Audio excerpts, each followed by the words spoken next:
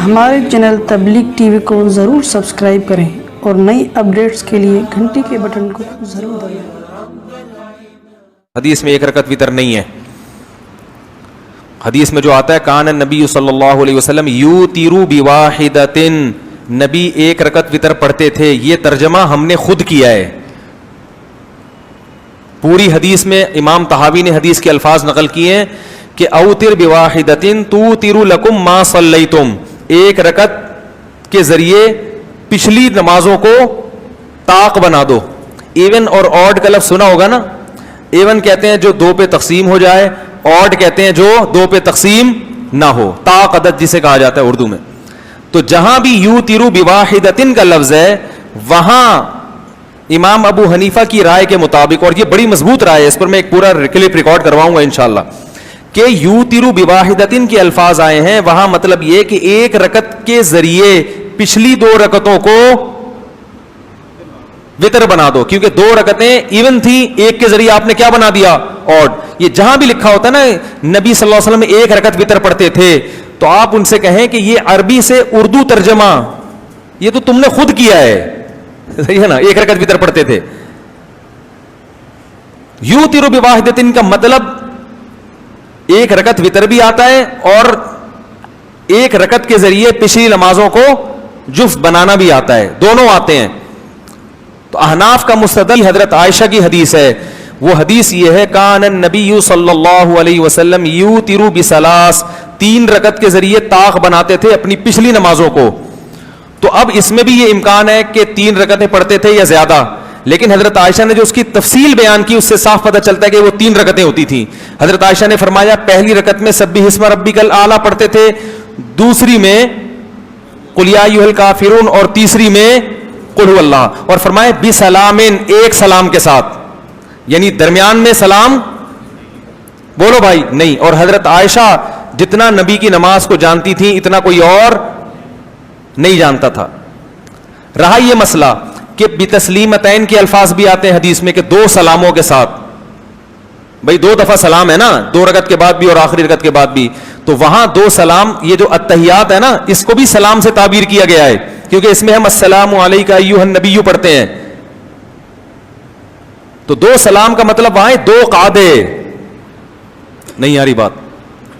تو وتر کے بارے میں بہت ساری مختلف روایتیں جن میں بڑا تعارض ہے آپس میں، ان تمام روایتوں کو اگر آپ تطبیق دیں تو وہ تطبیق میں جتنا بہتر طریقہ امام ابو حنیفہ نے اختیار کیا ہے، ہماری رائے میں اس سے بہتر طریقہ کسی اور نے اختیار نہیں کیا۔ لیکن اگر آپ اس طریقے سے متفق نہیں ہے تو کوئی بات نہیں ہے، اختلافی مسئلہ ہے، لیکن آپ اس طرح سے اپنا کلپ ریکارڈ کروائیں کہ لوگ حنفیوں کو بے وقوف سمجھنا شروع کر دیں، اور وہ یہ سمجھیں لوگ کہ ان بیچاروں کو تو بخاری کی یہ جو ایک رکعت والی حدیث ہے اس کا بھی نہیں پتا، تو یہ آپ کی بے وقوفی ہے، آپ کی جہالت ہے کہ آپ اتنے بڑے جاہل ہیں کہ آپ کو اپنی جہالت کا علم بھی نہیں ہے۔ ایک ہوتا ہے جاہل، ایک ہوتا ہے جہل مرکب۔ جہل مرکب اس جاہل کو کہتے ہیں جس کو یہی نہ پتا ہو کہ میں جاہل ہوں۔ تو آپ کو تمام ائمہ کے استدلال معلوم ہونے چاہیے کہ کس نے کس طریقے سے استدلال کیا، اس کے بعد آپ تبصرہ کریں کسی کے اوپر، بہت مشکل ہے سمجھانا، اس کے بعد آپ تبصرہ کریں کسی کے اوپر۔ تو ہاں بعض صحابہ سے ثابت ہے، تو ایسے تو ہمارا عمل بھی بعض صحابہ سے ثابت ہے، تو صحابہ میں مسئلہ اختلافی تھا۔ تو لوگ جو ہے نا مجتہدین سے بدگمان کرتے ہیں، ایک طرف کی روایت پیش کرتے ہیں، اور عوام تو اتنی جاہل ہے کہ اس کو یہ بھی نہیں پتا ہوتا کہ یہ ترجمہ بھی صحیح کر رہا ہے کہ نہیں، اور پھر ایسی عوام اپنے آپ کو کیا کہتے ہیں؟ محقق ہیں، ہم کسی کی تقلید نہیں کرتے۔ یہ محقق ہے جس کو کم بہت کو یہ بھی نہیں پتا کہ یہ ترجمہ جو کر رہا ہے یہ بنتا بھی ہے کہ نہیں بنتا۔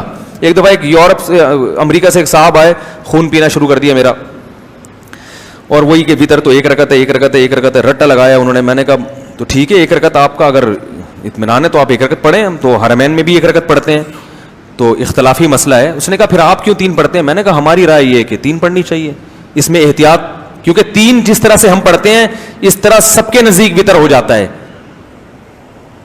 امام شافعی کے یہاں بھی ہو جائے گا، امام احمد کے یہاں بھی، یہ والا جو طریقہ حناف نے اختیار کیا یہ بے غبار ہے، اس میں سب کے نزدیک وتر کی نماز ادا ہو جائے گی۔ اس میں اختلاف ہے، تو ہم نے کہا یہ اتفاقی طریقہ لے لیا ہم نے۔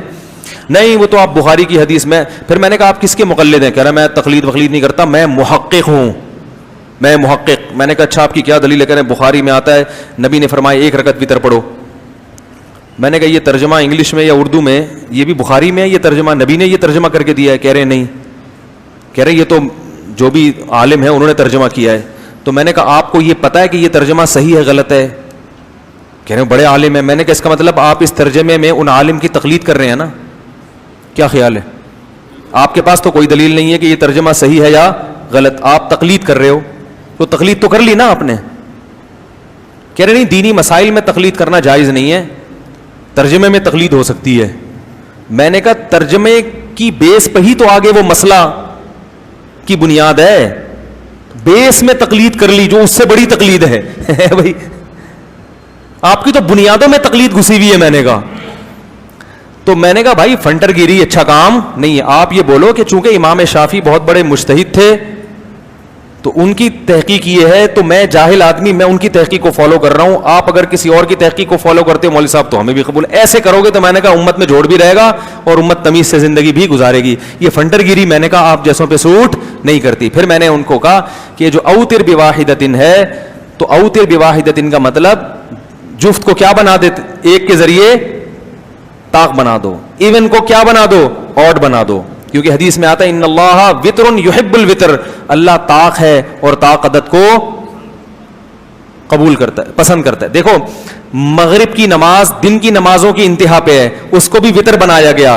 اور یہ جو وتر کی نماز ہے یہ رات کی نمازوں کی انتہا پر ہے, لہذا اس کو بھی کیا بنایا گیا, طاق بنایا گیا ہے, تاکہ اینڈ کس پر ہو, طاق عدد پر اختتام ہو.